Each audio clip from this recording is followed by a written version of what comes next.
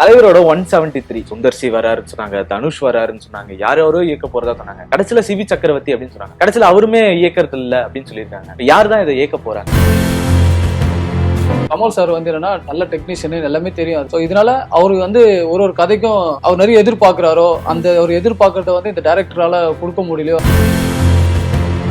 ரஜினி சாரே வந்து சுயமா ஒரு முடிவு எடுத்து அவர் 4 கதைகளை கேட்டு இந்த கதை ஓகேன்னு சொல்ற பட்சத்துல எல்லாமே நடந்தது. இது கமல் ப்ரொடக்ஷன் உள்ள வரும்போது அவங்களுக்குள்ள முன்னுக்கு பின் ஒரு முரண் இருந்ததுனாலதான் அஸ்வத் மாரிமுத்து பண்றாரா இல்ல வேற யாரு பண்றாங்கன்னு தெரியல. ஆனா இது வந்து ஃபைனலான ஒரு அதிகாரப்பூர்வ அறிவிப்பா வந்து இப்போ வர்றது இருக்கும்னு நினைக்கிறேன். அப்ப கமல் தான் வந்து தடுத்துக்கிட்டு இருக்காருன்றீங்களா? கமல் சாரை அவங்களால கன்வின்ஸ் பண்ண முடியலன்னு தான் நினைக்கிறேன். இந்த இடத்துல கமல் சார் வந்து ஒரு ப்ரொடியூசரா இருந்தா பிரச்சனையே இல்லை. இவங்க 2 பேரும் இணையறாங்க, அது கூட நெல்சன் இணையறாருன்றப்ப இந்த டார்க் காமெடி எப்படி ஒர்க் அவுட் ஆகும்? ரஜினி சாரோட தொடர்ந்து எல்லா படங்களும் பாத்தீங்கன்னு வச்சுங்க, பயந்தவராவும் ஏமாலியாவும் ஆடியன்ஸுக்கும் புரிய மாட்டுது, எடுக்கிறவங்களுக்கும் புரிய மாட்டுது. எப்படிதான்டா இவங்களுக்கு படம் கொடுக்கறது? அஸ்வத் மாரிமுத்து அடுத்த படத்தை இயக்க போறதா வந்து தகவல் வந்திருக்கு. ஆனா சிம்புவோடைய அரசன் வந்து டிராப் அவுட் ஆயிருக்கு. அதுக்கு முன்னாடி என்ன இருக்கு? சிம்புக்கு மட்டும் தொடர்ந்து நடந்துகிட்டே இருக்கு, ஏகப்பட்ட படங்கள் டிராப் ஆகிட்டே இருக்கு. அது சிம்புவோட ராசி என்னன்னு தெரியல. ஆனா எனக்கு தெரிஞ்சு இந்த அரசன் படம் வந்து சிம்புவோட கெரியர்ல ஒரு பீக்கான ஒரு படமா இருக்கும்னு நினைக்கிறேன். ஆமா, ஏன்னா இப்ப ஜனநாயகங்களை கூட பாத்தீங்கன்னா மதன் கௌரி நடிச்சிருக்கிறதா கூட சொல்றாங்க. இது வந்து தவறான விஷயம். ஃப்ரண்ட் மக்களுக்கு வணக்கம். இன்னைக்கு நிகழ்ச்சியில நம்மளோட யார் இணைஞ்சிருக்காரு அப்படின்னு பாத்தீங்கன்னா சினிமா விமர்சகர் மற்றும் நடிகரும் சார்ந்த ரஞ்சித் அவர்கள் நம்மளோட இணைஞ்சிருக்காரு. வாங்க அவர்கிட்ட சினிமா துறை சார்ந்த நிறைய விமர்சனங்களை, நிறைய கேள்விகளை அவர்கிட்ட கேட்டு தெரிஞ்சுக்கலாம். சார் வணக்கம். வணக்கம். என்ன சார் தமிழ் சினிமா எப்படி போயிட்டு இருக்கு? தமிழ் சினிமா இப்ப நல்லா தான் போயிட்டு இருக்கு. இல்லையே, நிறைய விமர்சனங்களுக்குள்ள இருக்கு. இப்ப சமீபத்துல பாத்தீங்கன்னா தலைவரோட 173 சுந்தர் சி வராருன்னு சொன்னாங்க, தனுஷ் வராருன்னு சொன்னாங்க, யாரோ இயக்க போறதா சொன்னாங்க. கடைசியில சிவி சக்கரவர்த்தி அப்படின்னு சொன்னாங்க. கடைசியில அவருமே இயக்கறது இல்ல அப்படின்னு சொல்லியிருக்காங்க. இப்ப யார் தான் இதை இயக்க போறாங்க? ஆக்சுவலா ரஜினி சார் பொறுத்த வரைக்கும் பாத்தீங்கன்னா அவர்கிட்ட ஒரு 4 பேர் 5 பேர்கிட்ட அவர் கரண்ட்ல இருக்கிற டைரக்டர்ஸ் கிட்ட வந்து நிறைய வந்து கதையை கேட்டுறாரு. கேட்டுட்டு அவரா ஒண்ணு ஃபைனல் பண்ணிட்டு இதுதான் இந்த கதை, இந்த டைரக்டர் பண்ண போறான்னு சொல்லிட்டு ஃபைனலா ஒண்ணு அறிவிக்கிறாரு. அதையும் தயாரிப்பு நிறுவனம் என்ன பண்றாங்க, ஓகே சொல்லிடுறாங்க. அதுக்கப்புறமா ஃபர்தரா வந்து ஸ்டார்ட் பண்ணிடுறாங்க. இதுல என்னன்னா கமல் வந்து ப்ரொடக்ஷன். ஸோ கமல் சார் வந்து என்னன்னா நல்ல டெக்னீஷியன் எல்லாமே தெரியும், அது அவருக்கு எல்லா கிராஃப்டும் தெரியும். ஸோ இதனால அவரு வந்து ஒரு கதைக்கும் அவர் நிறைய எதிர்பார்க்கிறாரோ அந்த ஒரு எதிர்பார்க்கறத வந்து இந்த டைரக்டரால கொடுக்க முடியலையோ அந்த மாதிரி ரீசன்லாம் இருக்குன்னு நினைக்கிறேன் எனக்கு தெரிஞ்சு. ஏன்னா வந்து கமல் சார் வந்து அந்த அளவுக்கு யாரும் வந்து சாட்டிஸ்ஃபை பண்ணிட முடியாது அவ்வளவு சீக்கிரத்துல.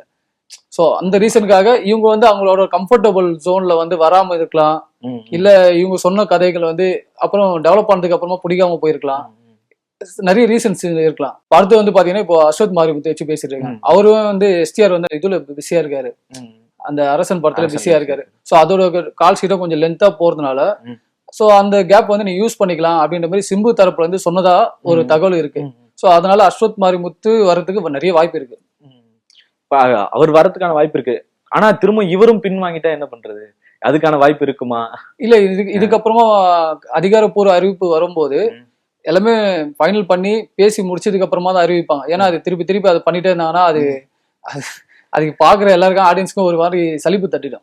என்னதான் எதிர்பார்க்கிறாங்க? இப்ப ரஜினி சாரே வந்து சுயமா ஒரு முடிவு எடுத்து அவர் 4 கதைகளை கேட்டு இந்த கதை ஓகேன்னு சொல்ற பட்சத்துல எல்லாமே நடந்தது. இது கமல் ப்ரொடக்ஷன் உள்ள வரும்போது அது நிறைய எதிர்பார்ப்புகள் இருக்கும், நிறைய ரெஸ்ட்ரிக்ஷன் இருக்கும், பட்ஜெட் இருக்கும். ஸோ இந்த மாதிரி விஷயங்கள்லாம் வந்து அவங்களுக்குள்ள முன்னுக்கு பின் ஒரு முரண் இருந்ததுனாலதான் இதெல்லாம் தள்ளி போயிருக்கலாம். ஆனா அஸ்வத் மாரிமுத்து பண்றாரா இல்ல வேற யாரு பண்றாங்கன்னு தெரியல. ஆனா இது வந்து ஃபைனலான ஒரு அதிகாரப்பூர்வ அறிவிப்பா வந்து இப்போ வர்றது இருக்கும்னு நினைக்கிறேன். அப்ப கமல் தான் வந்து தடுத்துக்கிட்டு இருக்காருன்றீங்களா? இல்ல, கமல் சார் வந்து தடுக்கலன்னு சொல்ல. இப்ப என்னன்னா டெக்னீஷியன்ஸ் அவருக்கு தெரியும்ல, எல்லாமே தெரியும். சோ இது ஒர்க் அவுட் ஆகுமா இது ஒர்க் அவுட் ஆகாதுன்னு சில சீக்வன்ஸ் எல்லாம் சொல்லியிருப்பாங்க.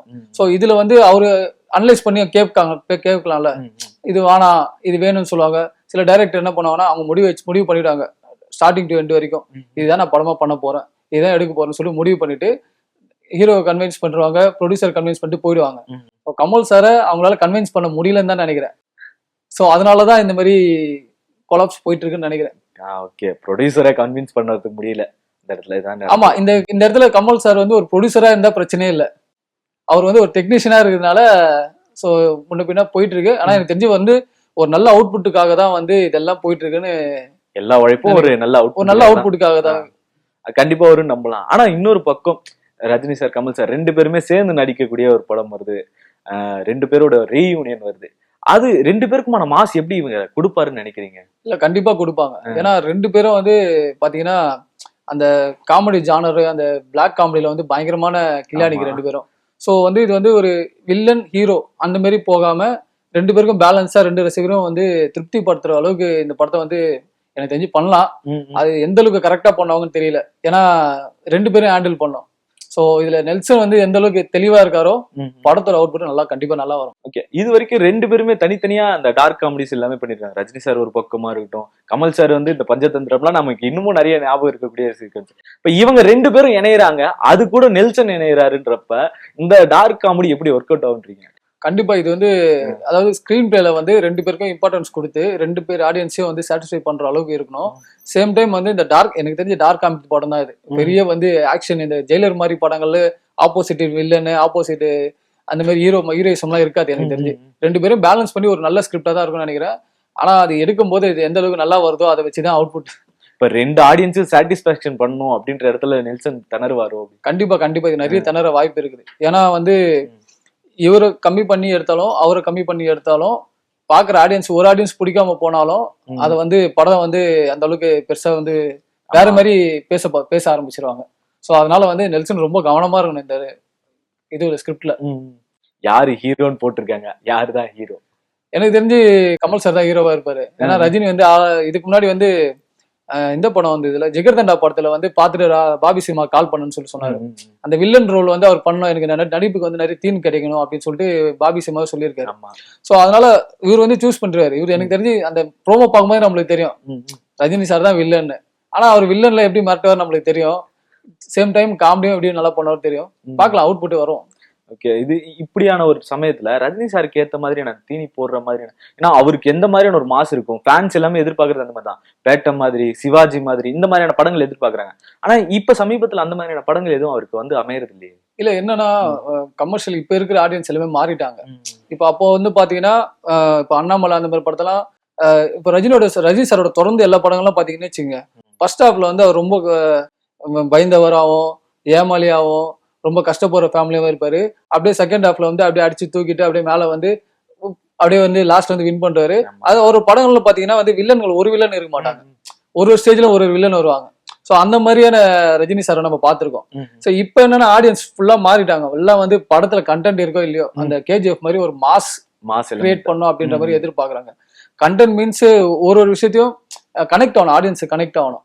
இப்ப கேஜிஎஃப் எடுத்து பாத்தீங்கன்னா அதுல ஃபைட் சீக்வன்ஸ் அதிகமா இருக்கு. ஆனா ஒரு சில இடத்துல இது அந்த அம்மா போர்ஷனு, லவ் போர்ஷனு, அந்த மாதிரி போர்ஷனை வந்து அவங்க ஹைலைட் பண்ணி எடுத்துட்டு படத்தை மாசா கொடுத்துறாங்க. இப்ப நம்ம தமிழ் சினிமால ஆடியன்ஸ் எப்படி இருக்காங்கன்னே புரிய மாட்டுது. சோ இந்த படம் ஓடுமா, இந்த படம் ஓடுமான்னு தெரிய மாட்டுது. எந்த படம் ஹிட் ஆகுதுன்னே தெரிய மாட்டுது. ஒரு படம் பார்த்தா நல்லா கமர்ஷியல் பயங்கரமா செலவு பண்ணி எடுத்த படம் ஒண்ணுமே இல்லாம போயிடுது. அது கண்டென்டான ரொம்ப சிம்பிளா எடுக்கிறாங்க, அது வந்து பயங்கரம் பிச்சுட்டு ஓடுது. சோ ஆடியன்ஸுக்கும் புரிய மாட்டுது, எடுக்கிறவங்களுக்கும் புரிய மாட்டுது. எப்படிதான்டா இவங்களுக்கு படம் கொடுக்கறது? ஆமா, இப்ப நீங்க எதிர்பார்க்கவே மாட்டீங்க. இப்ப ஒரு வீக்ல வந்து கிட்டத்தட்ட 7-8 படம் ரிலீஸ் ஆகுது. அந்த படத்துல பாத்தீங்கன்னா எந்த படம் ஓடும் எந்த படம் ஓடுன்னு தெரிய மாட்டுது. பெரிய படங்கள் வரும்போது தெரியுது இந்த படம் வந்திருக்குன்னு தெரியுது. ஆனா அந்த படம் கண்டென்ட் இருந்தாலும் ஓடுது. கண்டென்ட் எல்லாம் எந்த படமும் நிக்க மாட்டுது. இவங்க என்னதான் ப்ரொமோஷன் பண்ணி ஒரு 2வது நாள் 3வது வந்து சக்சஸ் மீட் வச்சாலுமே சரி, படத்துல கண்டென்ட் இருந்ததுன்னா அது அடுத்த வாரம் வந்து கண்டினியூவா போகுது. இல்லைன்னா ஒரே நாள் தான் படம் காணாம போயிடுது. இன்னொரு பக்கம் மாஸ் எலிமெண்ட்ஸ் இப்படி எல்லாம் இருந்தாலும் ஆக்டர் ரஜினிகாந்தா இருக்கக்கூடிய அவருக்கு யாரும் தீனி போடலையா? கபாலி படம் பாத்தீங்களா? அந்த கபாலி போர்ஷன்ல வந்து ரஜினி சார் ரொம்ப நாள் கழிச்சு லவ் போர்ஷன் எல்லாம் நடிச்சிருப்பாரு. அப்பாவை சென்டிமெண்டா நடிச்சிருப்பாரு. ஒரு வில்லனுக்கு ஆப்போசிட்ல இருந்து ஒரு கெத்தான ஒரு மாஸ் ஹீரோவா பண்ணிருப்பாரு. எல்லாமே இருக்கும் அந்த படத்துல. கமர்ஷியலா அந்த படத்துல வந்து ரஜினி சார் வந்து சூப்பரா யூஸ் பண்ணிருப்பாங்க. எனக்கு தெரிஞ்சு நீங்க தொடர்ந்து பாத்தீங்கன்னா ஒரு மாஸ் ஃபைட் வைக்கிறதோ ஒரு மாஸ் டயலாக் பேசுறதோ இல்லாம சில இடத்துல ஒரு சட்டலா பயங்கரமா ஒரு பயங்கரமான ஒரு பர்ஃபார்ம் பண்ணிருப்பாரு. நீங்க இந்த படம் எல்லாம் பாத்திருப்பீங்களா, பழைய படம் அவரோட 6-60 வரையிலாம். அந்த மாதிரி சில சீக்வன்ஸ் எல்லாம் வந்து பயங்கரமா டெப்தா நடிச்சிருப்பாரு. அந்த மாதிரி ஒரு சில இயக்குநர்கள் எல்லாம் என்னதான் மாஸ் ஹீரோவா இருந்தாலும் அவங்களை எப்படி வேலை வாங்கணுமோ அந்த மாதிரி வாங்கிறாங்க. அதுல வந்து நீங்க கபாலி படத்தை நீங்க பாத்தீங்கன்னா நீங்க அதுல அவரோட பர்ஃபார்மன்ஸ் உங்களுக்கு புரியும். உங்களுக்கு இப்ப இருக்க அந்த படங்களை கம்பேர் பண்ணும்போது அந்த படத்துல அவர் வந்து உண்மையிலேயே சூப்பரா நடிச்சிருப்பாரு அந்த எமோஷன் போர்ஷன்லாம். சரி சார், இது ஒரு பக்கம் இருந்தாலும் இன்னொரு பக்கம் அஸ்வத் மாரிமுத்து அடுத்த படத்தை இயக்க போறதா வந்து ஒரு தகவல் வந்திருக்கு. ஆனா சிம்புவோடைய அரசன் வந்து டிராப் அவுட் ஆயிருக்கு. அதுக்கு என்ன இருக்கு? சிம்புவோட டிராப் அவுட் வந்து அது ப்ரொடக்ஷன் சைடு, அதுக்கு முன்னாடி பண்ண VTK படம் வந்ததுல வெந்து தண்ணி அதோட ப்ரொடியூசர் வந்து ஏதோ அதுல பேமெண்ட் ஏதோ அந்த இஷ்யூனால அது இது பண்ண டிராப் பண்ணாங்க. அது ரிலீஸ் ஆகி டிராப் முடிஞ்சிச்சுன்னு நினைக்கிறேன். அந்த issue. ஆமா TR கூட அது கண்டனம் தெரிவிச்சிருந்தாரு. ஆமா படம் ஸ்டார்ட் ஆகி போயிடுச்சுன்னு நினைக்கிறேன். அந்த படம் படம் ஸ்டார்ட் ஆகி ஒரு 2 ஷெட்யூல் கிட்ட போச்சு, அதுக்கப்புறம் டிராப் ஆயிருக்கு. இது ஏன்னா சிம்புக்கு மட்டும் தொடர்ந்து நடந்துகிட்டே இருக்கு, ஏகப்பட்ட படங்கள் டிராப் ஆகிட்டே இருக்கு.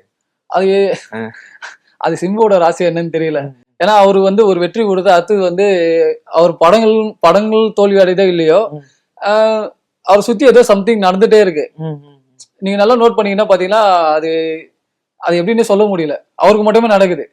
அது அவங்க ஆடியன்ஸும் புரிஞ்சுக்கிறாங்க. ஆனா அவங்க ஃபேன்ஸ் வந்து கொஞ்சம் நல்லா ஸ்ட்ராங்கா இருக்கிறாங்க. இவ்வளவு தோல்வி படங்கள் வந்தாலும், எவ்வளவோ அவர் டவுன்ல போனாலும், படமே வரலனாலும் அவருக்கான ஃபேன்ஸ் இருக்கதானே செய்யறாங்க. கண்டிப்பா அது வந்து அஜித் சாருக்கு அந்த மாதிரி ஒரு ஃபேன் பேஸ்டு. ஏன்னா நீங்க பாத்தீங்கன்னா கண்டினியூஸ் பிளாப் கொடுத்தாலும் இல்ல படமே நடிக்கல, ஆள் டோட்டலா மாறி வேற மாதிரி மாறினாலும் அந்த ஆடியன்ஸ் அப்படியே இருக்கிறாங்க. அவங்களோட ஃபேன்ஸ் வந்து அப்படியே இருக்கிறாங்க. என்னன்னா என்ன ஆனாலும் பரவாயில்ல, என் தலைவன் அவனை விட்டு கொடுக்க மாட்டேன் அப்படின்ற மாதிரி இருக்கிறாங்க. ஒரு படம் ஓடுது, ஒரு படம் டிராப் ஆகுது, ஒரு படம் திருப்பி அனௌன்ஸ் பண்றாங்க, திருப்பி போஸ்டர் ரிலீஸ் ஆகுது, திருப்பி அந்த படம் டிராப் ஆகுது, திருப்பி ஒரு படம் ஸ்டார்ட் பண்றாங்க. ஆனா எனக்கு தெரிஞ்சு இந்த அரசன் படம் வந்து சிம்புவோட கெரியர்ல ஒரு பீக்கான ஒரு படமா இருக்கும்னு நினைக்கிறேன். ஆமா, ஏன்னா யாருமே எதிர்பார்க்காத ஒரு காம்போவா அது இருந்துச்சு. கண்டிப்பா இந்த காம்போ ரொம்ப நாள் எல்லாருமே எதிர்பார்த்த காம்போ இது. இந்த படம் வந்து சிம்புவோட கெரியர்ல ஒரு பீக் படம்.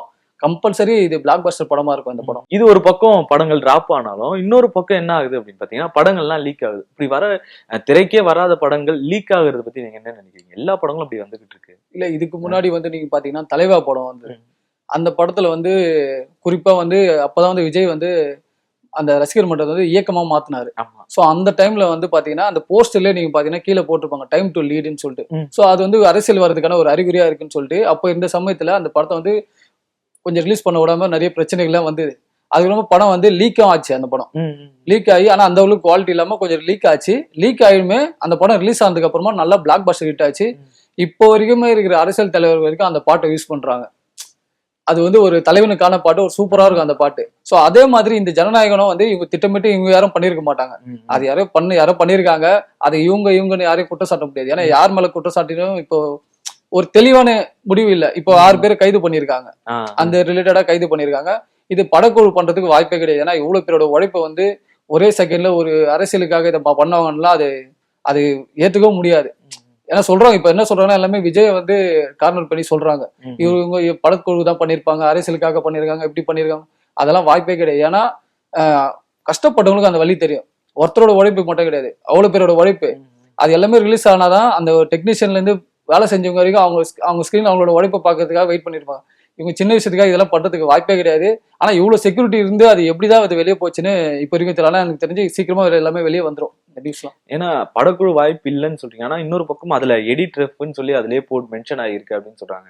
இப்ப எடிட் டேபிள்ல இருந்தா அது போயிருக்கான அவங்களுமே வந்து விளக்கம் கொடுத்துருக்காங்க. இந்த மாதிரி அது வந்து இந்த சிஜி ஏதோ ஒரு டிபார்ட்மெண்ட்டுக்கு வந்து மாத்தும் போது அதுல இத்தனை பேர்கிட்ட போச்சுன்னு அவங்க ஒரு தரப்பு விளக்கம் கொடுத்துட்டாங்க. அவருமே வந்து அந்த மற்ற டிபார்ட்மெண்ட் கொடுக்கும்போது ப்ரொடியூசருக்கு டைரக்டருக்குலாம் இன்ஃபார்ம் பண்ணிட்டு தான் நான் பண்ணணும் அப்படின்ற மாதிரி அவங்க சைட்ல இருந்து ஒரு விளக்கம் கொடுத்துருக்காங்க. ஸோ அதான் சம்மந்தப்பட்ட ஒரு 6 பேர் மாட்டிருக்காங்களாம். அதுக்கப்புறமா அவங்க யாரு என்ன, அதுக்கப்புறம் பின்புலம் யாரு இருக்காங்கன்னு அதுக்கப்புறமா தெரிய வாய்ப்பு இருக்குது. ஆனா படக்குழு பண்றதுக்கு எனக்கு தெரிஞ்சு வாய்ப்பு ரொம்ப பண்ண மாட்டாங்க. இங்க இப்படி ஒண்ணு இருந்தாலும், ஆனா எந்த புது படங்கள் வந்தாலும் அது உடனே தியேட்டர் பிரிண்டாவோ ஏதோ ஒரு இதுவாக சமூக வலைதளங்கள்ல அது எப்படியாச்சும் வந்துருதுல, லீக் ஆயிருதுல. இதை பத்தி என்ன நினைக்கிறீங்க? அந்த திரைத்துறைக்கு அது எப்படிப்பட்ட ஒரு சாபம்? இல்ல இது வந்து ஒரு உண்மையிலேயே இது வந்து அதை பேன் பண்ணோம். ஏன்னா இது வந்து எவ்வளவு டெக்னாலஜி வந்துச்சு. இப்போ திருடுறோம் ஒரு டெக்னாலஜி வச்சிருக்கானா அதை கண்டுபிடிக்கிறதுக்கு நம்ம சைட்ல இருந்து ஒரு ஸ்ட்ராங்கான ஒரு டெக்னாலஜி ரெடி பண்ணோம். அதை இன்னும் ப்ராசஸ் பண்ணி ஸ்டார்ட் பண்ணாங்க.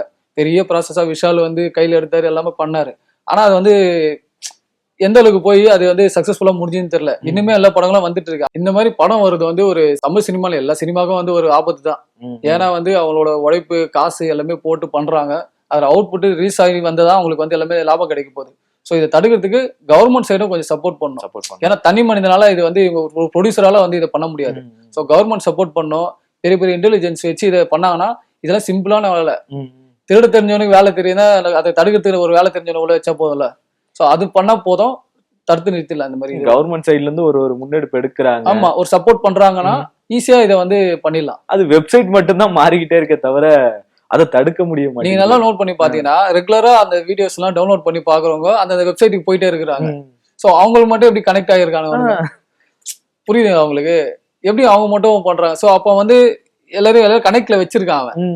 சோ அதை வந்து ஈஸியா வந்து கவர்மெண்ட் நினைச்சா சப்போர்ட் பண்ணா ஈஸியா வந்து பண்ணிடலாம். இவங்களும் ஸ்டெப் எடுக்கணும். பணம் போட்டு செலவு பண்ணி படம் எடுக்கிறவங்களும் இதை ஒரு ஸ்டெப் எடுத்து ஒரு சப்போர்ட் பண்ணி ஏதாச்சும் பண்ணணும். இல்லைன்னா இது தடுக்கவே முடியாது கடைசி வரைக்கும். என்னதான் இருந்தாலும் இன்னொன்னு என்னன்னா, இப்ப நீங்க சின்ன சின்ன படங்கள்லாம் வருது, தியேட்டர்ல பாக்கணும்ன்ற ஆடியன்ஸ் இருக்கிற வரைக்கும் ஒன்றும் பண்ண முடியாது. என்னதான் படம் வரட்டும், நான் தியேட்டருக்கு போய் தான் படம் பார்ப்பேன், நான் தியேட்டருக்கு போய் தான் எக்ஸ்பீரியன்ஸ் பண்ணணும்னு சொல்றாங்களா, அவங்க இருக்கிற ஒன்றும் பண்ண முடியாது. சில படங்கள்லாம் நீங்க தியேட்டர்ல போடாதாங்க நல்லா இருக்கும். நீங்க என்னதான் நீங்க பிரிண்ட் குவாலிட்டி போய் ஜனநாயகனூரும் எல்லாம் வந்துட்டு சொல்றாங்க பார்த்தாங்க தான், நீங்க தியேட்டர்ல போனீங்கன்னா அதோட எக்ஸ்பீரியன்ஸே வேற. ஸோ அதுல வந்து இந்த இது அந்த அளவுக்கு பெருசா பாதிக்காது. இது ஒரு பக்கம் போயிட்டா சீக்கிரமா தடுக்க வேண்டிய நடவடிக்கை எடுக்கணும். ஆனா தியேட்டர்ல பாக்குறோம், தியேட்டர்ல தான் மட்டும் தான் பார்ப்பாங்க. ஆமா, மிஸ்கின் சொல்ற மாதிரி போய் ஒரு இருட்டை கொடுங்கன்னு காசு கொடுத்து வாங்குற ஃபீல் அது தியேட்டர் ஃபீல்ன்றது. அதை யாராலையும் தடுக்க முடியாது. கண்டிப்பா எத்தனையோ ஓடிடிகள் இது எல்லாருமே வந்தாலும், ஆனா இந்த சின்ன சின்ன படங்கள் இருக்கு இல்லையா, இப்ப சமீபத்துல எல்ஐகேன்னு ஒரு படம் வந்துச்சு, அது பெரிய இதுவா இருந்துச்சு. அந்த படங்களை வெளியே விடுறாங்க. ஆனா அது கூடவே வந்து பாத்தீங்கன்னா நீலிரான்னு ஒரு படம் வருது, ரொம்ப சின்ன படமா இருக்கு, வெளியே யாருன்னு தெரியப்படல. ஆனா அந்த படங்கள் வெளியே வர மாட்டேங்குது. இது என்னன்னா பாத்தீங்கன்னா ஒரு மார்க்கெட்டிங் ஸ்ட்ராட்டஜி. இப்போ ஒரு படத்துல வந்து கண்டென்ட் இருக்கோ இல்லையோ, இப்போதைக்கு ஒரு ஸ்ட்ராட்டஜி என்னன்னா கண்டென்ட் வந்து செகண்டரி. இவங்க என்ன பண்ணாங்கன்னா பெரிய ஹீரோ, பெரிய டைரக்டர், பெரிய மியூசிக் டைரக்டர், பெரிய ஆர்டிஸ்ட், ஒரு பெரிய ஒரு டீமை வந்து இது பண்ணி படத்தை ரிலீஸ் பண்ணாங்க. ஸோ அப்போ என்ன பண்ணோம்னா தியேட்டருக்கு வந்து இந்த மாதிரி இவங்க ஆடியன்ஸ் வந்து ஃபர்ஸ்ட் டே ஃபர்ஸ்ட் ஷோக்கு வந்து ஈஸியா உள்ள வந்துருவாங்க. ஸோ படம் கண்டென்ட் இருந்தா ஓட போகுது. அதே சின்ன படங்களுக்கு ஏன் கிடைக்கல, இந்த ஆர்டிஸ்டுக்கு வந்து வேல்யூ கம்மி, இதுல வந்து ஆர்டிஸ்ட் வேல்யூ இல்லை அப்படின்ற பட்சத்துல படங்கள் தியேட்டருக்கு வந்து அவங்களுக்கு கிடைக்க மாட்டுது. ஸோ தியேட்டருக்கு கிடைச்சா தானே அவங்களுக்கு வந்து ரிலீஸ் பண்ண முடியும். இப்போ அந்த நீலிரா கூட பாத்தீங்கன்னா அந்த படத்தோட ஈவெண்ட் வந்து பெரிய பெரிய டைரக்டர்ஸ் எல்லாம் வந்து ப்ரொமோட் பண்ணாங்க. என்னதான் ப்ரொமோட் பண்ணாலும் அதுல ஒரு ஒரு ஆர்டிஸ்ட் வேல்யூ இல்லைன்னா யாருன்னு தெரியல, எதுக்கு அந்த படம் போய் பார்க்கணுன்ற மைண்ட் செட்டுக்கு வந்துடுறாங்க. படமே நல்லா இல்லைனா கூட பெரிய ஆர்டிஸ்ட் படமா இருந்தா போய் பார்க்கணும்னு சொல்லிட்டு காசு கொடுத்து போய் பாக்குறாங்க. ஸோ இதெல்லாம் பொறுமையா ஓடிடில வரும், அப்புறமா பாத்துக்கலாம் அப்படின்ற ஒரு மைண்ட் செட்டுக்கு போயிட்டாங்க. அதனாலதான் வந்து சின்ன படங்களுக்கு பெருசா வந்து தியேட்டருங்களுமே வந்து கொடுக்க மாட்டாங்க. இப்ப ஒரு பக்கம் பெரிய ஆர்டிஸ்ட் அப்படின்னு இருந்தாலும் ஆடிஷன்ஸ் எடுக்கிறது என்னன்னா, இன்ஸ்டால எவ்வளவு ஃபாலோவர்ஸ் இருக்காங்க, இன்ஃபுளுசரா நீங்க இப்படிதான் தேடிட்டு இருக்காங்க. அந்த உண்மையான ஆக்டர்ஸ்க்கான வழிகள் எங்கதான் போகுது, அவங்க எங்கதான் போறாங்க? இல்ல ஆக்சுவலா வந்து தமிழ் சினிமால வந்து ஆடிஷன்ஸ் வந்து அது ப்ராப்பரே கிடையாது. ஏதோ ஒரு சில கம்பெனி மட்டும் தான் இந்த ஆடிஷன்ஸ் வந்து ப்ராப்பரா பண்ணிட்டு இருக்காங்க. மற்றபடி நீங்க வந்து ஒரு ஆடிஷன் போய் அட்டன் பண்ணீங்கன்னா உங்களை வந்து என்ன பண்ணுவாங்கன்னா ஏதாச்சும் பண்ணுன்னு சொல்லுவாங்க. நீங்க என்ன பண்ணீங்கன்னா ஏதாச்சும் ஒண்ணு பண்ணுமேன்னு சொல்லிட்டு ப்ரிப்பேர் பண்ணி ப்ராப்பரா ட்ரை பண்றோம், ஏதோ பண்ணுவான். தெரியாத என்ன பண்ணுவான்னா அழுவணுமா சிரிக்கணுமான்னு சொல்லி ஏதோ ஒன்று பண்ணுவான். இவங்க எல்லாம் எடுக்கிறது எல்லாமே வந்து பாத்தீங்கன்னா அந்த டைரக்டருக்கு போகுமானா தெரியாது. அதுல ஒரு 100 பேர் ஆடிஷன் பண்ணாங்கன்னா ஒரு 10 பேர் டேலண்டானு இருப்பான். அந்த 10 பேர் ஆடிஷன் டைரக்டர் டேபிள் போகுமானா டவுட் தான். அங்க எப்படி போகுதுன்னா பாதி பேர் ஒரு சில பேர், நான் மொத்தமா சொல்ல, சில பேர் என்ன பண்றாங்கன்னா, இப்ப நான் அசிஸ்டன்ட் டைரக்டர்னா என்னோட ஃப்ரெண்டு என்ன ஃபாலோ பண்றவன் என் சர்க்கிள்ல இருக்கிறவன் சொல்லிட்டு அவங்கள போய் கூப்பிட்டு போய் காட்டுறாங்க. அப்ப டைரக்டர்ஸ் என்ன பண்ணுவாங்க, வந்த 10 பேர்ல எவனா ஒருத்தர் செலக்ட் பண்ணும் அப்படின்ற மைண்ட் செட்ல செலக்ட் பண்ணிடுறாங்க. அவங்க டேலண்ட் இருக்குது இல்லைன்றது செகண்டரி. நீங்க நல்லா படங்கள் பாருங்களேன், நல்ல கேஸ்ட் நல்லா பர்ஃபார்ம் பண்றவன் அவனா வந்து படத்துல இருக்க மாட்டான். நீ அதர் லாங்குவேஜ் பண்ண பாத்தீங்கன்னா ஒரு படத்துக்கும் ஆர்டிஸ்ட் புது ஆர்டிஸ்ட் வந்துட்டே இருக்காங்க. ஏன்னா அவங்க என்ன கேஸ்டிங் ஏஜென்சி வச்சிருக்காங்க. கேஸ்டிங் ஏஜென்சில நீங்க போனீங்கன்னா உங்களோட ப்ரொஃபைல் எடுத்துருவாங்க, ஃபுல்லா ஆடிஷன் பண்ணிடுவாங்க. இப்போ இப்போ நான் வந்து ஒரு ஹிந்தியில வந்து ஒரு வெப் சீரிஸ் ஒன்று பண்ணேன், அமேசான்ல பண்ணேன். அது எப்படி நடந்ததுன்னா, இங்க ஆடிஷன் போட்டாங்க, ஆடிஷன் போய் பண்ணோம். ஆடிஷனுக்கு டைம் கொடுக்குறாங்க. உங்களோட ஸ்லாட் 5 to 5:30 அந்த ஸ்லாட் கொடுத்துருவாங்க. அந்த ஸ்லாட்ல தான் நம்மளுக்கு ஆடிஷனு. அந்த ஆடிஷன்ல வேற யாரும் வர மாட்டாங்க, நம்மளுக்கு மட்டும் தான் அந்த ஸ்லாட். அதுல பண்றாங்க, ஷூட் பண்றாங்க. ஷூட் பண்ணி முடிச்சோடனே அவங்க வந்து ப்ரொடக்ஷனுக்கு டைரக்டர் டீமுக்கு அனுப்புறாங்க. அவங்க செலக்ட் பண்றாங்க. ஸோ இந்த மாதிரி லுக்கில் இந்த ஏஜ்ல இது எனக்கு வேணும்னு சொல்லிட்டு ஆடிஷன் கம்பெனிக்கு அங்க வந்து டைரக்டா அனுப்பிடுறாங்க. அங்க என்ன பண்றாங்கன்னா அந்த லுக்ல இருக்கிற ஆளை வந்து கூப்பிட்டு ஆடிஷன் பண்றாங்க. லுக்கு, அந்த கலர் வைஸ், ஏஜ் லிமிட் எல்லாத்தையும் பார்த்துட்டு ஒரு ஆடிஷன் பண்றாங்க. அதை வந்து டைரக்டருக்கு அனுப்புறாங்க. டைரக்டர் செலக்ட் பண்ணி படத்துக்கு போயிடறாங்க. ஸோ அதுல வந்து மற்ற லாங்குவேஜ்ல வந்து எல்லாமே புது முகங்களா வராங்க. பெரிய ஆர்டிஸ்ட் ஒரு ரேஞ்சில் இருந்தாலும் அடுத்த செகண்டரி லெவல்ல இருக்கிற ஆர்டிஸ்ட் எல்லாமே ஆடிஷன் ப்ராப்பரா பண்ணி பண்றாங்க. இங்க வந்து பாத்தீங்கன்னா ஒருத்தன் 10 வருஷம் ட்ரை பண்ணா கூட சரி கிடைக்காது. கேட்டா நான் 10 வருஷம் ட்ரை பண்றேன், 15 வருஷம் ட்ரை பண்றேன்றானுங்க. அது வாய்ப்பே கிடையாது. தமிழ் சினிமால இந்த ஆடிஷன்ன்றது பாதிக்கு மேல வந்து வெறும் ஐவாஸ் தான், கண் துடைப்புக்காக. சும்மா பண்ணணும்னு பண்றாங்க, இல்ல ப்ரொடியூசர் சாட்டிஸ்ஃபை பண்ணணும்னு பண்றாங்க.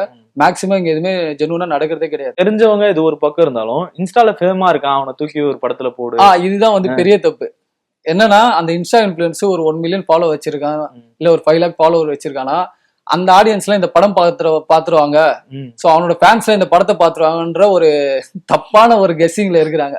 அவன் வந்து என்ன பண்றான், பர்ஃபார்ம் பண்ணுவானா, அவனுக்கு கேமரா எங்கன்னு வைக்கணும்னு தெரியாது, லைட்டிங் எங்க வாங்கணும்னு தெரியாது, டயலாக் டெலிவரி ரெடி பண்ணது, ஆப்போசிட்ல ஆக்ட் பண்ணும்போது இவனுக்கு எப்படி ரியாக்ட் பண்றது கூட தெரியாது.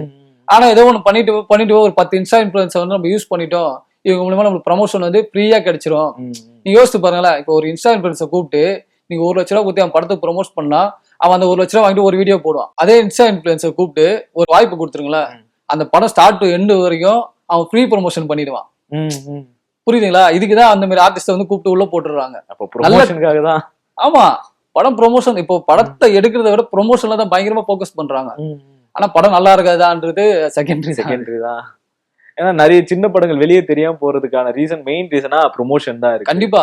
எனக்கு தெரிஞ்ச ஒரு படம், அது படம் பேர் சொல்ல விரும்பல, முழுக்க இன்ஸ்டா இன்ஃப்ளூயன்ஸை வச்சு அந்த படத்தை வந்து ப்ரொமோட் பண்ணி ரிலீஸ் பண்ணி படத்தை 3 நாள் 4 நாள் தியேட்டர்ல விட்டு பிளாக் பஸ்டர் கொடுத்துட்டாங்க அந்த படத்தை. அது நிறைய பேருக்கு தெரியும். அந்த படம் படத்துல போய் பாத்தீங்கன்னா ஒரு சீனு கூட ஒரு படம் மாதிரியே தெரியாது. படம் முழுக்க ஒண்ணுமே கிடையாது படத்துல. வெறும் இன்ஃப்ளூயன்சர்ஸை வச்சு அந்த படத்தை வந்து ப்ரொமோட் பண்ணி அதை வித்துட்டாங்க சூப்பரா. சோ அப்போ இவங்களோட இன்ஃப்ளூயன்ஸ் எவ்வளவு இருக்குது பாருங்க சினிமால. ஆனா இதெல்லாம் வந்து கொஞ்சம் மாறணும். அந்த சமூக வலைதளம் சினிமாவை அவ்வளவு ஆக்குப்பை பண்ணிருக்கு. கண்டிப்பா. பெரிய பெரிய இயக்குநர்களே கேக்குறாங்களே, நீங்க சொல்ற பெரிய இயக்குனர் பெரிய ஜாமான்னு சொல்றீங்க, அவங்களே வந்து என்ன பண்றாங்க, இன்ஸ்டா இன்ஃப்ளூயன்சர் யாருன்னா ஒருத்தர் ஃபேமஸா இருக்கவங்களை கூப்பிட்டு ஏதாச்சும் ஒரு கேரக்டர் கொடுத்துறாங்க. ஏன் ஒரு நல்ல ஆர்டிஸ்ட் கொடுங்க, நல்ல நடிகை தெரிஞ்சுன்னு கொடுங்க. இப்ப தமிழ் சினிமால ஆர்டிஸ்டே இல்ல, நடிகர்களே இல்லைன்னு சொல்லிட்டு நீங்க போயிட்டு மலையாளத்திலயும் தெலுங்கு கன்னடத்துல போயிட்டு ஆர்டிஸ்ட கூப்பிட்டு வந்து நடிகை வைக்கிறீங்க. ஏன் இங்க இருக்கிற ஒருத்தருக்கு வாய்ப்பு கொடுக்க மாட்டீங்க? இங்க நீங்க ஒண்ணுமே இல்ல, ஒரு ஆடிஷன் ப்ராப்பரா பண்ணுங்களேன், ஒரு 10 ஆர்டிஸ்ட் கிடைப்பான், அது 10 பேர்ல 3 பேர் யூஸ் பண்ணுங்க. அவன மாதிரி இன்னொருத்தர் ட்ரை பண்ணுவோம், ப்ராப்பரா ட்ரை பண்ண ஆரம்பிச்சிருவானுங்க. இந்த சும்மா டைம் பாஸ்க்கு ட்ரை பண்றவங்களை தாண்டி ப்ராப்பரா அதுக்குன்னு கத்துட்டு வராங்க தெரியுமா, அந்த மாதிரி ஆட்கள் நீங்க சூஸ் பண்ணுங்க. நடிகை இது ட்ரெயின் கொடுங்க. நீங்க ஸ்பாட்ல போயிட்டு எப்படி போய் நடிப்பான் அப்படின்லாம் யோசிக்க தேவையில்ல. ஒரு 10 நாள் இது ஒர்க் ஷாப் மாரி கொடுங்க. அந்த ஒர்க் ஷாப்ல தெரிஞ்சிடும் அவன் வந்து எப்படி நடிக்க போறான்னு சொல்லிட்டு யூஸ் பண்ணுங்க. அப்ப ஜனநாயகங்களை கூட பாத்தீங்கன்னா மதன் கௌரி நடிச்சிருக்கிறதா கூட சொல்றாங்க. அது எல்லாமே வந்து ஒரு ஆடியன்ஸ் எல்லாரும் கூட்டு வர்றதுக்காக தான். அது சில டைரக்டர் வந்து படமா எல்லாமே பண்ணிடுவாங்க, ஒரு சில இடத்துல அந்த மாதிரி யூஸ் பண்ணலாம். ஆனா முழுக்க அவங்களே வச்சு படம் பண்றது, அவங்கள வச்சு இது பண்றது வந்து அது வந்து தவறான விஷயம். அது ஒரு கட்டத்துக்கு மேல ஆர்டிஸ்டே இருக்க மாட்டாங்க. நீங்களே இப்ப பாத்தீங்கன்னா ஒரு நல்ல ஆர்டிஸ்ட் யாருன்னு கேட்டீங்கன்னா நீங்க விரல் விட்டு சொல்லலாம், அவ்வளவு பேர் இல்ல. நீங்க இது ஒரு மத்த லாங்குவேஜ்ல போய் பாருங்க, எவ்வளவு பேர் தரமா இருக்கிறாங்க. சின்ன கேரக்டர் பண்றவங்க கூட அவ்வளவு பர்ஃபார்மரா இருப்பான். இங்க பெரிய கேரக்டர் பண்ணணும், பர்ஃபார்ம் கூட பண்ண தெரியாது. சரி, இது ஒரு பக்கம் இருந்தாலும் இன்னொரு பக்கம் பிரதீப் ரங்கநாதன் ரொம்ப ஷார்ட் பீரியட்ல ரொம்ப சீக்கிரமாவே வளர்ந்துட்டு வந்தாரு. ஆனா இப்ப இந்த எல்ஐகே படம் பெரிய அளவுல பேசப்படலையே யார் மத்தியிலையும். அது வந்து என்ன சொல்றதுன்னா, பிரதீப் வந்து ஷார்ட் பீரியட்ல வந்து வரல. அவரு ஷார்ட் பிலிம் அதெல்லாம் பண்ணிட்டு அப்புறமா டைரக்ஷன் பண்ணிட்டு அதுக்கப்புறமா ஒரு பிளாக் பஸ்டர் கொடுத்து அதுக்கப்புறமா ஒரு பிளாக் பஸ்டர் கொடுத்துட்டாரு. ஒரு நல்ல ஒரு பெரிய ஒரு ஃபேன் பேஸை வந்து கிரியேட் பண்ணி வச்சிருக்காரு. இந்த படம் எங்க சொதப்புச்சுன்னு தெரியல. ஆனா இந்த படம் ஒரு சரியா போலன்னு சொல்லி கேள்விப்பட்டேன். ஆனா அது இந்த படத்துக்கு அப்புறமா ஒரு பண்ற படம் எப்படி போகும்னு தெரியல. ஏன்னா இந்த படத்துல ஒரு பெரிய இப்படி ஐல இருந்தவர் வந்து பெரிய டிராபேக் அந்த மாதிரி ஃபீல் ஆகுது. ஏன்னா ஆர்டிஸ்ட் அவரோட வேல்யூ வந்து நல்லா பீக்ல வச்சிருந்தாரு. இந்த படம் வந்து அவருக்கு பெரிய சப்போர்ட் பண்ணலையோ அப்படின்ற மாதிரி தோணுது. ஏன்னா பாக்குறவங்க வந்து படம் கான்செப்ட் சூப்பரா இருக்கு, அந்த இந்த டெக்னிக்கலா வந்து படத்தை சூப்பரா பண்ணிருக்காரு, விஜய் சூர்யா சூப்பரா பண்ணிருக்காரு, எல்லாம் நல்லா இருக்கு. ஆனா ஏதோ சம்திங் மிஸ் ஆகுது படத்துல, ஏதோ ஒன்று மிஸ் ஆகுது அப்படின்ற மாதிரி ஒரு ஃபீல் ஆகுது. நிறைய பேர் மவுத் டாக்ல தான் படம் வந்து பிக்கப் ஆகி போறது. இதே வந்து பாதி பேர் வந்து படம் சுமாரு படம் அப்படின்னு சொல்லும் போது படம் ஆட்டோமேட்டிக்கா வந்து கொஞ்சம் இதுவாக தான் அவங்களும் ப்ரொமோட் பண்ணிட்டு இருக்காங்க. போற இடங்கள்ல எந்தெந்த ஊருக்கு எல்லா ஊருக்கும் போய் டிராவல் பண்ணி ப்ரொமோட் பண்றாங்க. என்னதான் ப்ரொமோட் பண்ணாலும் படம் வந்து நம்மளுக்கு கனெக்ட் ஆகி நம்மளுக்கு பிடிச்சதுன்னா அது ஆட்டோமேட்டிக்கா பிக்கப் ஆகி ஓடுறோம். விக்னேஷ் சிவனாலியா அப்படின்னு சொல்லணுமா என்னன்னு தெரியல. ஆனா விக்னேஷ் சிவன் படங்கள் வந்து வரிசையா வந்து பாத்தீங்கன்னா யாருக்குமே கிடைக்காத வாய்ப்புகள்லாம் அவருக்கு கிடைக்குது. இப்போ சேம் டைம் சமந்தா நயன்தாரோட கால் சீட் யாருக்குன்னா கிடைக்குமா? சமந்தா நயன்தாரா விஜய் சேதுபதி கால் சீட் 3 பேரோட கால் ஷீட் வச்சுட்டு அந்த படத்தை வந்து அந்த அளவுக்கு பெருசா ஒண்ணுமே இல்லை, அந்த படத்துல பெருசா இம்ப்ரெஸ் ஆகல. அதுக்கு முன்னாடி ஒருத்த ப்ரீவியஸ் படங்களே அவர் படங்களை வந்து டெக்னிக்கலாவும் கேமரா வைஸாவும் அப்புறமா அந்த சாங்ஸ் எல்லாமே சூப்பரா இருக்குது.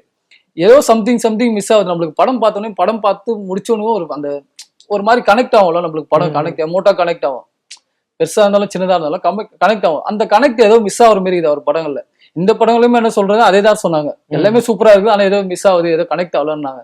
ஸோ அதை வந்து அடுத்த படங்கள்ல வந்து அவர் திருத்திக்கலாம். ஆனா நல்ல ரைட்டரு, நல்ல டெக்னீஷியனு, அது ஸ்கிரீன் பிளேல ஏதோ சம்திங் மிஸ் ஆகுதுன்னு நினைக்கிறேன். அதுல கொஞ்சம் கரெக்டான டீமை ஃபார்ம் பண்ணிட்டாருன்னா எனக்கு தெரிஞ்சு வர படங்கள் நல்லா கொடுக்கலாம். ஏன்னா அவங்க எல்லாருமே ஈஸியா கிடைக்கிறாங்க, எல்லா ஆர்டிஸ்டும் கிடைக்கிறாங்க, எல்லா விதமான சலுகைகளும் கிடைக்குது, ப்ரொமோஷனும் ஈஸியா அவரே பண்ணிடுறாரு. இன்னொரு பக்கம் அனிருத் நல்லா காப்பாத்தி அதான் அவர் படங்கள்ல பாத்தீங்கன்னா எல்லா சாங்ஸும் வந்து ஆல்பம் ஹிட். ஆனா படமா சில விஷயம் ஏதோ சம்திங் மிஸ் ஆகுது. அதுல கொஞ்சம் ஃபோக்கஸ் பண்ணாருன்னா அடுத்த படங்கள் நல்லா பண்ணலாம். ஓகே சார், இது வரைக்கும் நிறைய சின்ன விஷயங்கள், நுணுக்கமான விஷயங்கள் வரைக்கும் நோட் பண்ணி நிறைய பேசணும். ரொம்ப நன்றி சார். ரொம்ப நன்றி.